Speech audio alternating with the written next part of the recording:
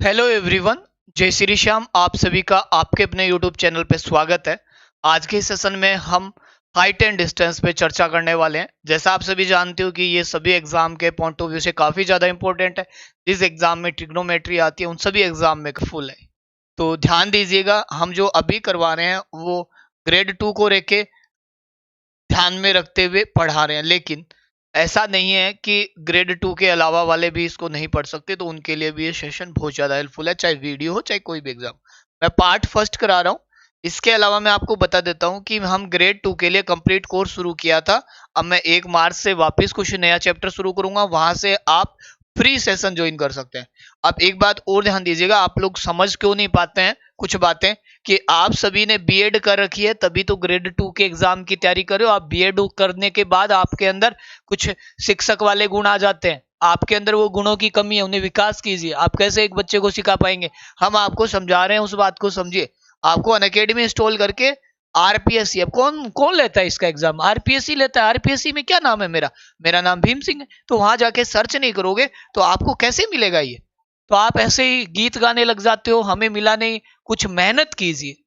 अगर फ्री पढ़ना है तो मेहनत कीजिए। अदर के लिए आप कंटिन्यू कर सकते हैं मैथ स्पेशल में, और डेली रात को 9:30 बजे होता है। ओके, यहाँ पे आ जाइए। रीट लेवल 2 के लिए भी आप पढ़ सकते हैं। रीट लेवल 2 में मैं आपको पढ़ा रहा हूँ, शाम को 5 बजे क्लास होती है इसकी। अब हम शुरुआत करते हैं हाइट एंड डिस्टेंस की। मैं कुछ इसके पॉइंट बता देता हूँ। एक बात ध्यान रखना कि हम जब ट्रिगो की बात करते हैं, ट्रिगो की, इसे हम दो तरीके से पढ़ते हैं। ट्रिग्नोमेट्री को हम दो तरीके से पढ़ते हैं। एक तो हमारे जो बेसिक होता है, जिसमें हम ट्रिग्नोमेट्री के प्रॉपर्टीज, आइडेंटिटीज, उन पे काम करते हैं, और दूसरा हम पढ़ते हैं हाइट एंड डिस्टेंस। ये इसके अनुप्रयोग एप्लीकेशन पे होता है। तो ये हम जो पढ़ने जा रहे हैं ये अनुप्रयोग पे पढ़ने जा रहे हैं। अब यहाँ पे दो ही वर्ड यूज होंगे, वो क्या होते हैं मैं आपको समझा देता हूँ। एक तो होता है अवनमन कोण, जिसको बोलते हैं डिप्रेशन, या इंग्लिश थोड़ा सा ध्यान देख लेना, डिप्रेशन। ठीक है। और इसको बोलते हैं एलिवेशन, इसको बोलते हैं हिंदी में उन्नयन कोण। उन्नयन कोण। और वो होता है अवनमन कोण।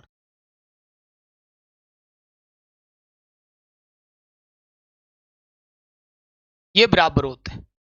ये ध्यान रखना, जो इसके उन्नयन कोण और अवनमन कोण होते हैं वो एक दूसरे के बराबर होते हैं। ये बात आपको समझ में आ जानी चाहिए। अगर मैंने ये समझाई है तो इस बात को ध्यान रखें। ऐसा क्यों हुआ? क्योंकि अगर ये दोनों लाइन एक दूसरे के पैरेलल है, तो पैरेलल है तो ये जेड बनता है, तो ये एंगल थीटा हुआ, तो ये एंगल भी थीटा होगा।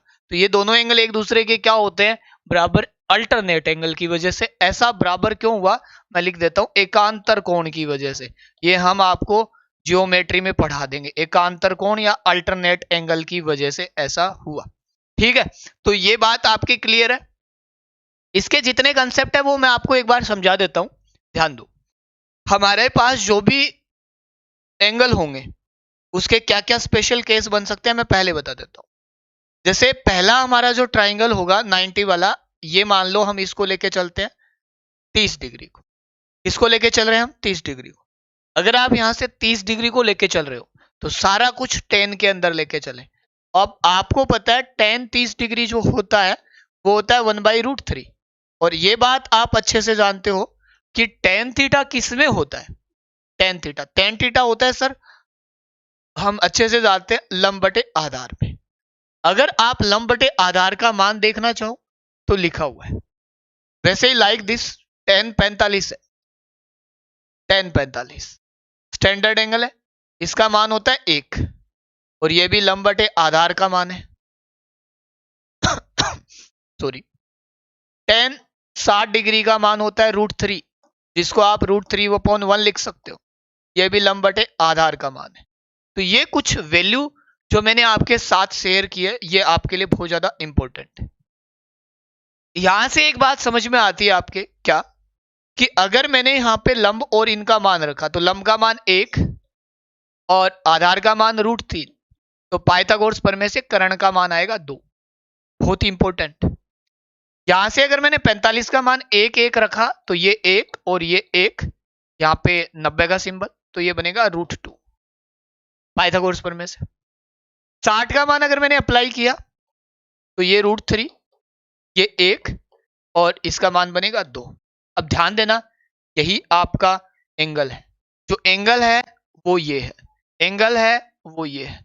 एंगल का मान दे रखा है 30 डिग्री, एंगल का मान दे रखा है 45 डिग्री, एंगल का मान दे रखा है 60 डिग्री।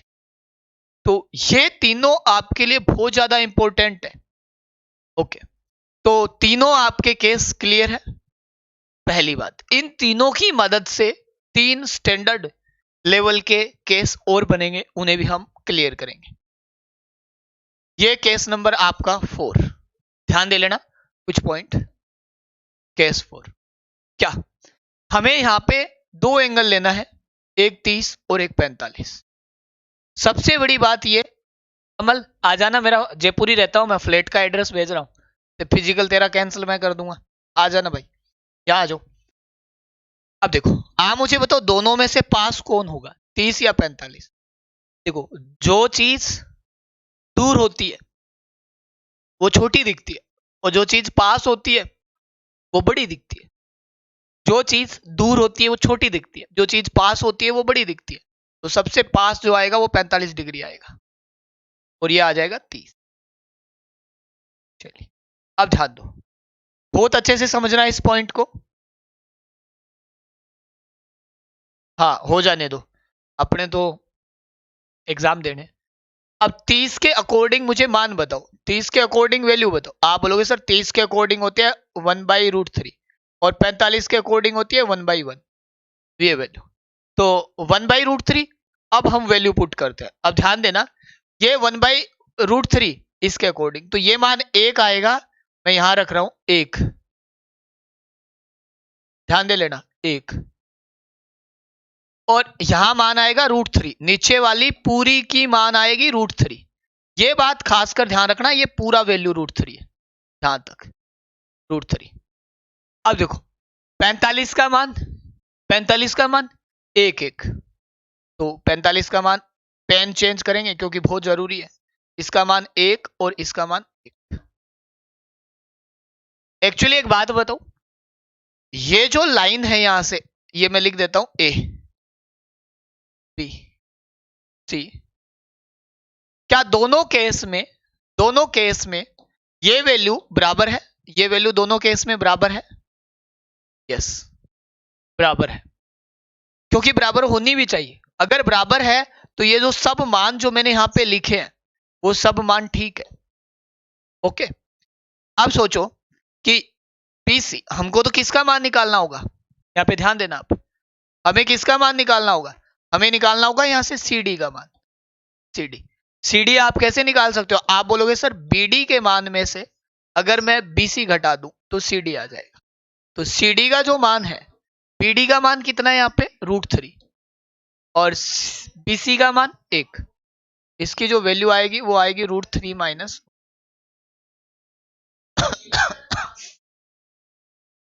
बहुत ज्यादा इंपॉर्टेंट रिजल्ट है ये। अब मैं आपको ये सारी चीजें याद करने भी सिखा दूंगा कि कैसे डायरेक्ट रख सकते हो, ये वैल्यू आ गई। अब आते हैं नेक्स्ट केस पे, ध्यान दो। यहां पर आप ध्यान दोगे, यहां पे 30 डिग्री और 60 है, ये आपका रिजल्ट 5 है, 5। अब ध्यान दो, मैं यहां पे बना देता हूं डायग्राम A B C और D। 30 की वैल्यू देखोगे तो वही 1/√3, और 60 की वैल्यू देखोगे वही √3/1। आपको पता है बड़ी वैल्यू पास आएगी 60 डिग्री और छोटी वैल्यू दूर आएगी 30 डिग्री। ओके, जैसे ही आप ये स्टैंडर्ड वैल्यू, ठीक है, अब देखो 60 के हिसाब से वैल्यू पुट करें, 60 के हिसाब से, 60 के हिसाब से ये वैल्यू जो आएगी ये √3 आएगी भाई, 60 डिग्री के हिसाब से √3, और ये मान आएगा 1।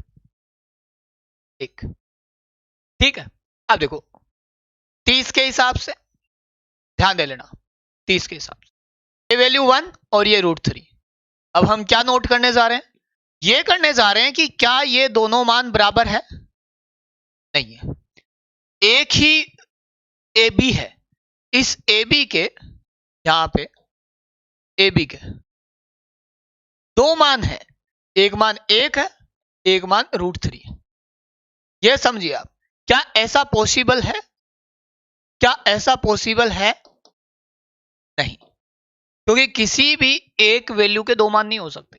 मतलब ऐसे तो होने को x के दो मान आ सकते हैं, लेकिन AB की हाइट है ये, किसी एक भुजा की दो लंबाई अलग अलग हो सकती है? नहीं हो सकती। जो 5 के, जैसे मेरी हाइट दो अलग अलग नहीं हो सकती। तो यहाँ पे दोनों को बराबर करते, बराबर करना है। अगर मुझे इनको इक्वल करना है, मेक इक्वल, मैं थोड़ा समझाने के लिए लिख रहा हूं, यहाँ पे इतना वरना नहीं लिखा जाता। मेक इक्वल, अगर मुझे यहाँ पे इक्वल करने की नौबत आती तो मैं इसको √3 से गुणा करता, एक वाली को। तो मैंने इसको √3 से गुणा किया है, ध्यान दे लेना, √3 से, और नीचे वाली को भी √3 से गुणा किया है। तो ये बन जाएगा 3। अब सुनो, ये 1 है, ये 3 है, तो हमें जिसका मान चाहिए था वो थी CD, और CD मैंने बताया कि BD में से BC घटा दो, तो CD की जो वैल्यू आई, BD का मान 3 है, इसमें से 1 गया, तो ये वैल्यू आएगी CD की मान 2। तो वेरी इंपॉर्टेंट, मैं याद करना भी समझा दूंगा, ऐसी कोई बड़ी बात नहीं है। पहला तो रिजल्ट, दूसरा रिजल्ट, तीसरा रिजल्ट तो बहुत इजी था, सीधा सीधा tan थीटा में वैल्यू थी। ये है तो पूरा चैप्टर क्लियर है। लेकिन यहाँ पे √3 - 1 बना, और यहाँ पे 2 बना। अब इसका 6 नंबर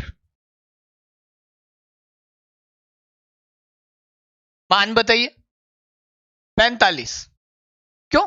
देखो 30 60 बन सकता है, 30 45 बन सकता है, 45 60 बन सकता है। एंगल तो 3 ही आते हैं, इनके अलावा कुछ होने नहीं। 45 की वैल्यू 1/1, इसकी वैल्यू √3/1। पास कौन आएगा? जो बड़ा है। दूर कौन आएगा? जो छोटा है। ओके, अब देखो 60 का मान √3/1, ठीक। 45 का मान 1/1,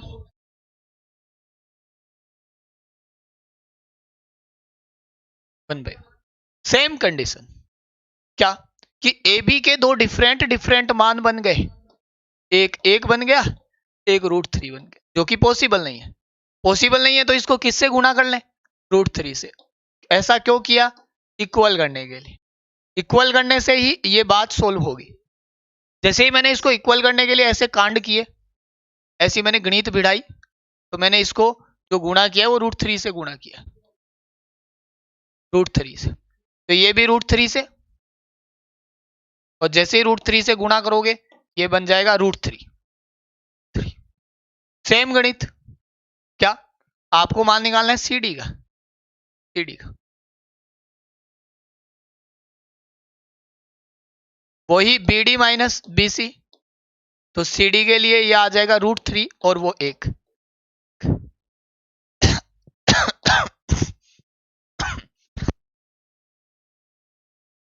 ओके,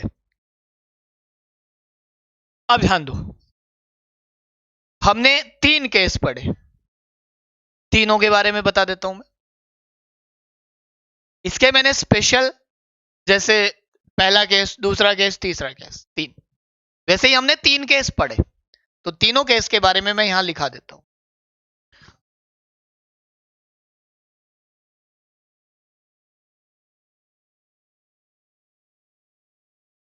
पहला, इसमें मैंने 30 और 45 डिग्री लिया था। दूसरे में मैंने 45 और 60 डिग्री भी मान लो, जैसे कुछ भी मान लो, 30 60 मान लो, आपकी मर्जी।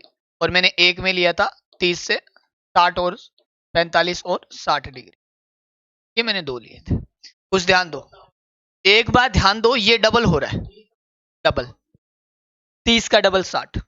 जो डिफरेंस आएगा, जो दोनों भुजाओं का ये डिफरेंस, ये वाला CD, आप इसे CD लिख सकते हो। ये CD वाला डिफरेंस जो आएगा वो 2 आएगा, CD लिख सकते हो आप इसे। ऐसे ही बची हुई भुजाएं हैं, उनमें CD का जो मान लिखोगे आप, वो लिखोगे √3 - 1। बची हुई में लिख दोगे √3 - 1। ये दोनों सेम आता है, सीधा सीधा फंडा है। अब ये बातें आपको डायरेक्ट एग्जाम में याद होनी चाहिए। अब जितना जो मैंने कराया है हल्का फुल्का, इस पे 5-7 बेसिक क्वेश्चन कराता हूँ कि विदाउट पेन आप कैसे हिट कर सकते हो बिना ट्रायंगल बनाए हुए। कल इसके स्टैंडर्ड फॉर्म के क्वेश्चन होंगे, सारी चीजें कवर हो चुकी है। देखो पहला क्वेश्चन है कि एक खंबे की छाया ऊंचाई की √3 गुना है।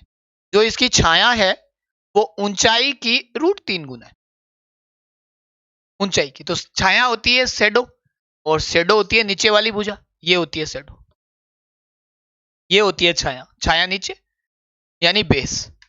छाया क्या होती है? बेस। तो बेस जो है इसका, बेस ये हाइट का बेस है। जो बी फॉर बेस लिख लो आप। बेस जो है वो हाइट का √3 गुना है, यही तो बोला है।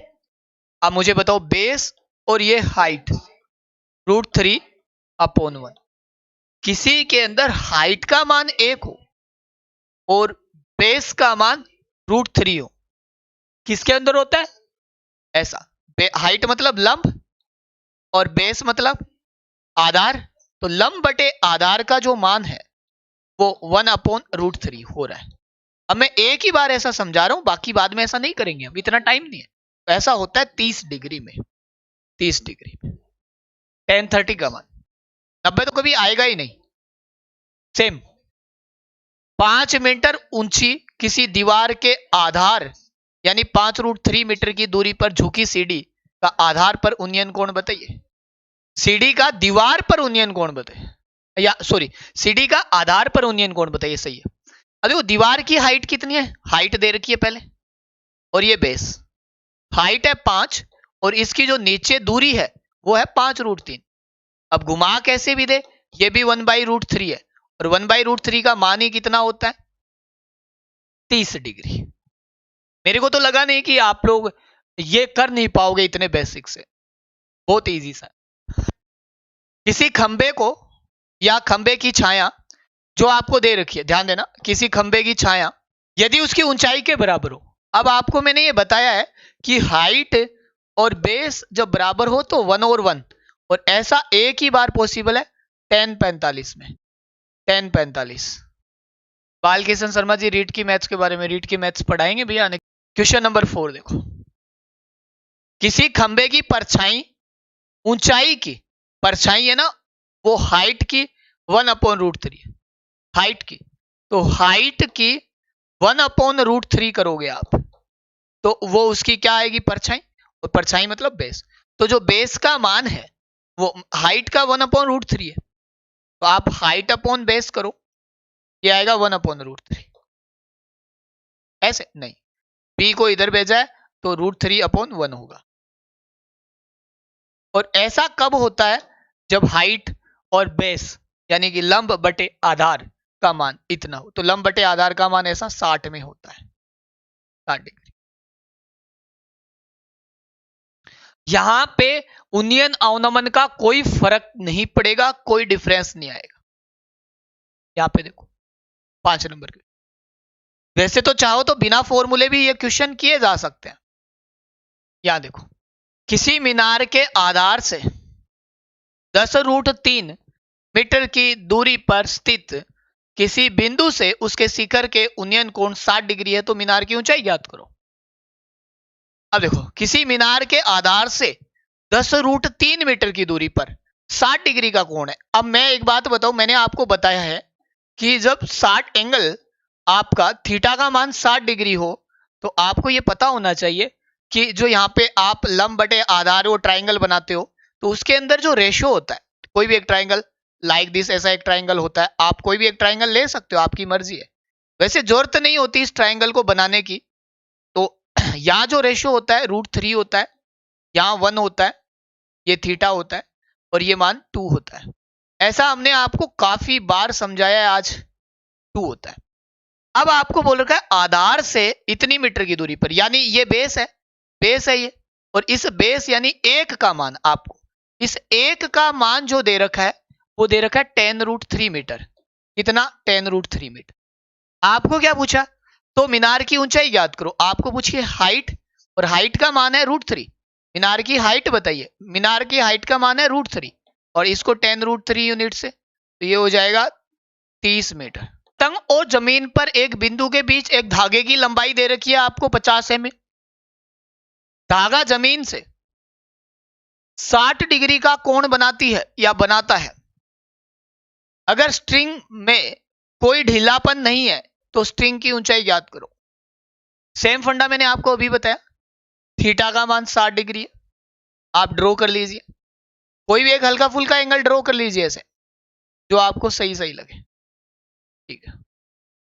ये थीटा हो गया, इसका मान आपको अभी मैंने समझा दिया, ये होता है √3, 1 और 2 होता है। अब ध्यान दो, ऐसा कर लिया, अब आपको पतंग की ऊंचाई, हाइट पूछिए, हाइट।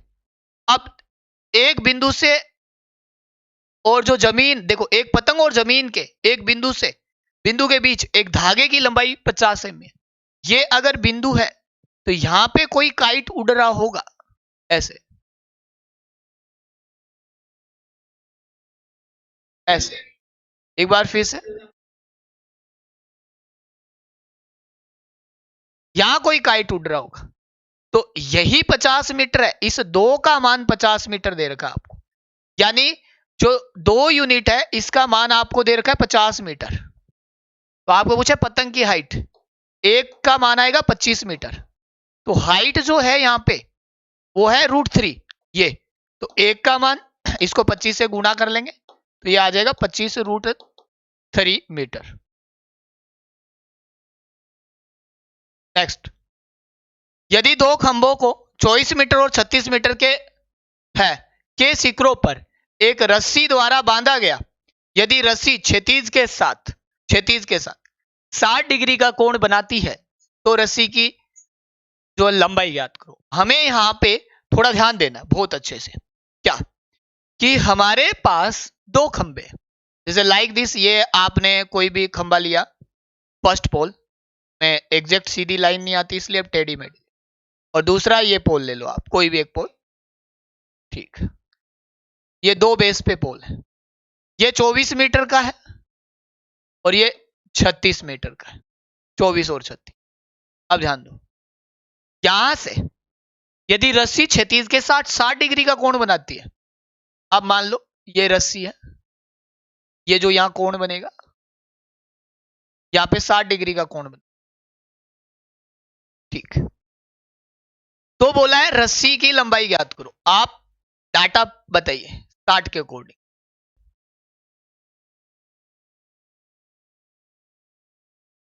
ठीक, अब देखो ये 60 हो गया,